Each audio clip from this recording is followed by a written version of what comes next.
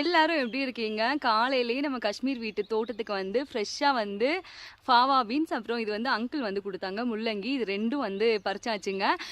Falah beans அப்படிங்கிறது காஷ்மீர்ல வந்து விளைவிக்கக்கூடிய ஒரு வகையான பீன்ஸுங்க. இந்த தெரியுது பாத்தீங்களா? இந்த செடி எல்லாமே ஃபாவா பீன்ஸ் செடி தான்.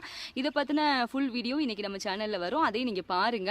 அதே மாதிரி இந்த ஃபாவா பீன்ஸை வந்து இந்த மாதிரி ஒரு ஸ்டேஜ்லயே நம்ம கிரேவி பண்ணி சாப்பிடலாம். கறி கூடயும் வந்து மிக்ஸ் பண்ணி கிரேவி பண்ணி சாப்பிடலாம்.